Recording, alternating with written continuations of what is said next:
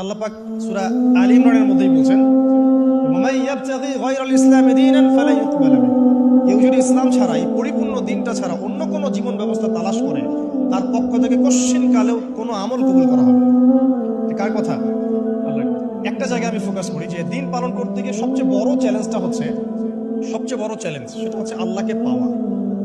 কি করা? যে আল্লাহর কাছ থেকে আমরা এসেছি, সেই আল্লাহকে দুনিয়াতে এবং আখিরাতে পাওয়া, এটাই চ্যালেঞ্জ। আল্লাহকে যে ব্যক্তি পেয়েছে সে দুনিয়ার সব পেয়ে গেছে। আল্লাহকে যে পায় নাই সে আসলে কিছুই পায় না, ইহকাল পরকালের কিছুই পায় না। আমরা আল্লাহকে পাবো কিভাবে? এটা বড় প্রশ্ন না? যে আল্লাহর কাছ থেকে, যে জান্নাত থেকে আমরা পৃথিবীতে চলে আসলাম, সেই জান্নাতে যেতে হলে তো আমাকে আল্লাহকে পেতে হবে। আল্লাহকে পেতে হলে আমার কি কি করণীয়? খুব শর্ট করে আমি কয়েকটা পয়েন্টস আপনাদেরকে শেয়ার করছি। এক নাম্বার, আল্লাহকে পেতে হলে অবশ্যই তার নবী মুহাম্মদ সাল্লাল্লাহু আলাইহি ওয়াসাল্লামকে অনুসরণ করতে হবে। এছাড়া আল্লাহকে পাওয়ার দ্বিতীয় কোনো পথ নেই। আল্লাহকে পেতে হলে অবশ্যই তার নবী মুহাম্মদ সাল্লাল্লাহু আলাইহি ওয়াসাল্লামের আদর্শগুলো জীবনের প্রতিটা ক্ষেত্রে বাস্তবায়ন করতে হবে। চলাফেরা, ওঠা বসা, খাওয়া দাওয়া, ইস্তেঞ্জা করা, মুআমালাত, ব্যবসা বাণিজ্য, অর্থনীতি, সমাজ, রাষ্ট্র, সব ক্ষেত্রে আপনাকে মুহাম্মদ সাল্লাল্লাহু আলাইহি ওয়াসাল্লামের তরিকা, আদর্শটাকে ফলো করতে হবে। তাহলে আপনি আল্লাহকে পাবেন ইনশাআল্লাহ। যে ব্যক্তি আল্লাহকে পেয়েছে সে দুনিয়াও পেয়েছে, আখিরাতও পেয়েছে। যে আল্লাহকে পায় নাই, দুনিয়াও বরবাদ, আখিরাতও বরবাদ। এক নাম্বার তাহলে কি কাজ? আল্লাহ পাকের সর্বশেষ নবী মুহাম্মদ সাল্লাল্লাহু আলাইহি ওয়াসাল্লামকে অনুসরণ করা, তার আদর্শ মেনে চলা। এক নাম্বার। দুই নাম্বার হচ্ছে 5 ওয়াক্ত নামাজ। আল্লাহকে পেতে হলে নামাজ লাগবে। নামাজ নাই, আল্লাহ নাই। ওয়াস্তাঈনু বিস-সাবরি ওয়াস-সালাত। তোমরা সবর এবং সালাতের মধ্য দিয়ে আল্লাহর সাহায্য প্রার্থনা করো। আমরা এই জন্য নামাজে বলি ইয়াকা না'বুদু ওয়া ইয়াকা নাস্তাঈন। আমরা শুধু আপনারই ইবাদত করি এবং আপনার কাছেই সাহায্য প্রার্থনা করি। আল্লাহকে পেতে হলে নামাজের কোনো বিকল্প নেই। যে ব্যক্তি নামাজ পড়ে না, আল্লাহর সাথে তার কোনো সম্পর্ক নেই, নো কানেকশন। আপনি যে কোনো কিছু চাচ্ছেন, সেজদায় পড়ে আল্লাহর সামনে আত্মসমর্পণ করেই চাইতে হবে। ওয়াসজুদ ওয়াক্তারিব। আল্লাহ পাক কি বলেছেন? সেজদা করো, নিকটবর্তী হও। ব্যাখ্যা অনেক করা যায়। নামাজ না পড়লে কিন্তু মানুষ কুফরিতে লিপ্ত হয়। যে ব্যক্তি মান তারাকা সালাতান মুতাআম্মিদান ফাকাদ কাফারা, যে ব্যক্তি সালাতকে অস্বীকার করে, ফরজ নামাজকে অস্বীকার করে, সে ব্যক্তি কিন্তু কুফরিতে চলে যায়। ঠিক আছে? তারপরে বাইনা রাজুলি ওয়া বাইনা শিরকি ওয়াল কুফরি তারকুস সালাহ। একজন মুমিন বান্দা এবং অমুসলিমদের মধ্যে পার্থক্যই নামাজ।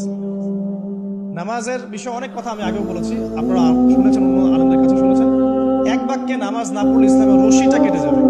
মুআয বিন জাবালকে নবী সাল্লাল্লাহু আলাইহি ওয়াসাল্লাম বলেছেন, যদি মান তারাকা সালাতান মুতাআম্মিদান, কেউ যদি সালাতকে ইচ্ছা করে ছেড়ে দেয়, ফাকাদ বারিআত মিন জিম্মাতিল্লাহ, সে ব্যক্তি আল্লাহর জিম্মাদারি থেকে মুক্ত হয়ে যাবে। তার উপর আল্লাহর কোনো জিম্মাদারি নেই, আল্লাহর নিরাপত্তা, জিম্মাদারি থেকে সে মুক্ত। তো 5 ওয়াক্ত নামাজ আল্লাহ পাক আমাদের সবাইকে জামাতের সাথে পড়ার তৌফিক দান করুন। এর পাশাপাশি নফল নামাজ বাড়িয়ে দেওয়ার তৌফিক দান করুন। এবং স্পেশালি তাহাজ্জুদের নামাজ যদি পারেন, 2 রাকাত হলেও নিয়মিত তাহাজ্জুদের নামাজ পড়ার তৌফিক আল্লাহ পাক আমাদেরকে দান করুন। আর নামাজের বাহ্যিকতা নিয়ে এত বেশি ঝগড়ায় যাবেন না। এখন আমরা যত ঝগড়া নামাজের বাহ্যিকতা নিয়ে, হাত বাঁধা, রফুল ইয়াদাইন, আমিন আর পায়ে পা, এগুলো নিয়ে ঝগড়া শেষ আছে? নাই। ইসলামের বিরোধী শক্তিরা হাত ভেঙে ফেলার পায়তারা করে ফেলেছে অলরেডি। হাতি না থাকলে আপনি বাঁধবেন কোথায়? মনে করেন আপনার হাতি নাই, বাঁধবেন কি উপরে না নিচে? এই হাত তো ভেঙে ফেলার পায়তারা করা হয়েছে। এখন আপনি পড়ে আছেন বাঁধার কোন জায়গায় বাঁধবেন সেটা নিয়ে, অথচ বৈশ্বিক চক্রান্ত মুসলিমদের বিরুদ্ধে হাতটাই ভেঙে ফেলে দিবে। বাঁধবি কোথায় হাত? তার মধ্যে এটা আমরা বুঝতে পারি না। এটা বোঝার জন্য যে জ্ঞান, ইলম, নূর দরকার, তা তো নাই আমাদের মধ্যে। এই জন্য আপোষে ঝগড়া নিয়ে পড়ে আছে। যে ছোটখাটো যে ইখতিলাফি মাসআলাগুলো চলে আসছে দীর্ঘদিন থেকে, এগুলোর কোনো সমাধানে আসতে পারবে না কিন্তু কেউ। পক্ষে বিপক্ষে কথা চলতেই থাকবে কিয়ামত পর্যন্ত, ওইগুলো নিয়ে আমরা ব্যস্ত আছি। আমি রিকোয়েস্ট করবো নামাজের আধ্যাত্মিকত্বের দিকে ফোকাস করুন। নামাজের আধ্যাত্মিকত্ব কি? আপনি আল্লাহর সামনে দাঁড়িয়েছেন, দুনিয়ার সাথে এখন আপনার কোনো সম্পর্ক, আপনি এবং আল্লাহ, মাঝখানে কিছু নাই।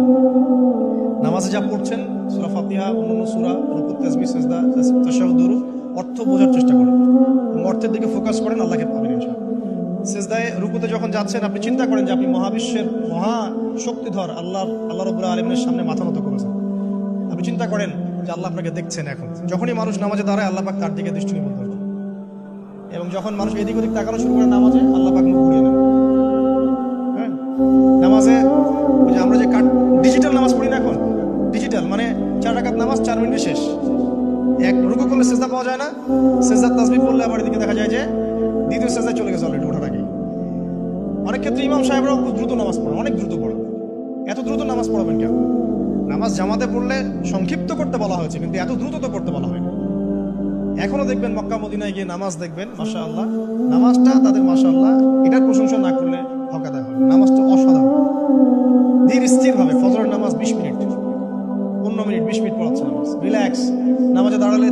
তেলাওয়াত হচ্ছে, আপনি ভুলে যাচ্ছেন নিজেকে।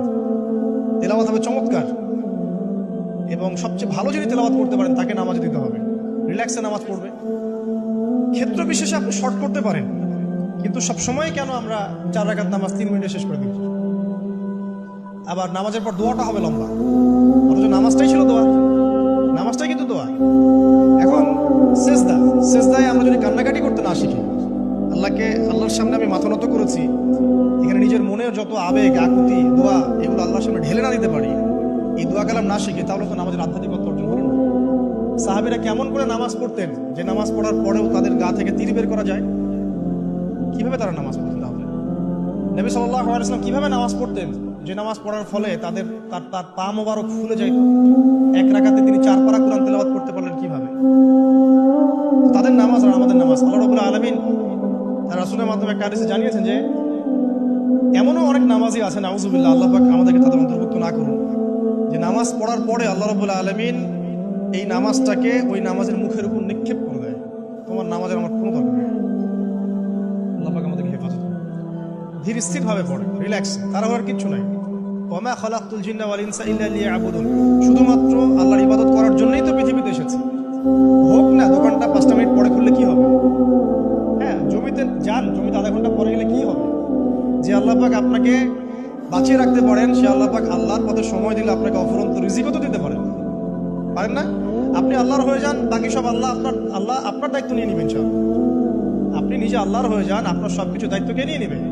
আল্লাহ নিয়ে নেবে। আল্লাহ পাক আমাদেরকে ধীরস্থির ভাবে আধ্যাত্মিকত্ব অর্জন করে নামাজ পড়ার তৌফিক দান করুন। দেখুন, আল্লাহকে পাওয়ার সবচেয়ে সেরা মাধ্যম কি? নামাজ। তার আগে বলেছেন নবী সাল্লাল্লাহু আলাইহি ওয়াসাল্লামের অনুসরণ। আল্লাহকে পাওয়ার তৃতীয় একটা মাধ্যম বলে দিই আমি, সওম বা রোজা রাখা। অল্প সময় ঘুরিয়ে নিচ্ছি, সওম বা রোজা রাখা। রোজা কেন আল্লাহকে পাওয়ার মাধ্যম জানেন? কারণ রোজা রাখা অবস্থায় আমরা কিন্তু গোপনে পানাহার করি না, করি? আমরা রোজা রেখেছি, গোপনে কিন্তু পানি খেতে পারি, কেউ দেখবে না। গোসল করছেন, আপনি পানি খেতে পারেন, কেউ দেখবে না। লুকিয়ে লুকিয়ে আপনি কিন্তু খাবার খেতে পারেন, কেউ দেখবে না, বাসায় কেউ নাই দেখার, আপনি খান, আপনি সবর করেন, সহ্য করেন, একদম সূর্যাস্তের সময় গিয়ে আপনি ইফতার করেন। এই যে কাজটা আপনি কেন করেন? কারণ আপনি ফিল করেন যে আল্লাহ আপনাকে দেখছেন। কেউ আপনাকে দেখুক না দেখুক, আল্লাহ আপনাকে দেখছেন। এটাই হচ্ছে ইহসান, এটাই হচ্ছে আল্লাহ পাকের মারিফতকে উপলব্ধি করা। আল্লাহ রাসূল সাল্লাল্লাহু আলাইহি ওয়াসাল্লাম বলেছেন, ইহসান হচ্ছে আন তা'বুদাল্লাহা কাআন্নাকা তারা, তুমি এমন ভাবে আল্লাহর ইবাদত করবে যেন তুমি আল্লাহকে দেখছো। ওয়া ইল্লাম তাকুন তারাহু ফাইন্নাহু ইয়ারাক, তুমি আল্লাহকে দেখতে না পারলেও বিশ্বাস করবে আল্লাহ তোমাকে দেখছেন। এটা রোজা রাখলে উপলব্ধি হয় না যে আল্লাহ আমাকে দেখছেন? এটা হচ্ছে আল্লাহকে পাওয়ার মাধ্যম। এই জন্য রমাজানের রোজা অবশ্যই রাখবো ইনশাআল্লাহ। পাশাপাশি এই যে সোমবার, বৃহস্পতিবার